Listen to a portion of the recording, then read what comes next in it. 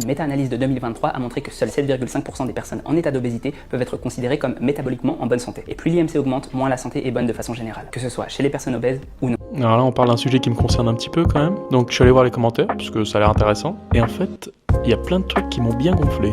On a une armée en fait d'opinions personnelles qui vont essayer de venir contrecarrer une réalité scientifique. Alors, je vais prendre un exemple que tout le monde peut comprendre, c'est la cigarette. Si je prends 100 personnes dans une pièce qui fument, il y en a 50 d'entre elles qui vont mourir prématurément à cause du tabac. On peut le voir sur Santé publique France par exemple. On les écoute, ils vont nous dire « Ah bah moi j'ai fumé toute ma vie et puis j'ai pas eu de problème quoi, j'ai fumé, j'ai pas eu de soucis ». Donc est-ce qu'ils ont tort de dire ça? Non, c'est vrai, ils ont pas eu de problème. Par contre là où ils auraient tort, c'est de généraliser. Parce qu'en généralisant, on dit aux 50 autres potentiellement qui vont en mourir, tu leur dis « Non, la cigarette ça a pas de soucis » et en fait tu les prives d'une information capitale pour rester en vie. Pour l'obésité, dans ce cas-là, c'est le même principe. Quand quelqu'un dit « Je suis obèse, mais mes bilans sanguins sont parfaits », ça veut rien dire en fait. Alors déjà c'est vrai à un instant T, peut-être que dans 40 ans c'est pas bon. Dire ça et dire que moi ça va donc tout le monde va bien, ça peut faire du mal de faire des trucs comme ça. Là, en fait, la personne, quand elle dit ça, elle est dans la position du fumeur qui n'a pas encore de cancer. Voilà, la science est formelle, l'obésité, ça augmente. Les maladies cardiovasculaires, le risque de diabète, évidemment, du type 2, la liste, elle est longue. Et moi, en plus, quand j'étais jeune et que j'étais en obésité, c'était même pas ça qui me posait problème, c'était plutôt des problèmes psychologiques, le manque de confiance en soi, la difficulté à me faire des amis. L'expérience personnelle de quelqu'un, elle est valable, peut-être pour cette personne, mais il faut pas en faire une généralité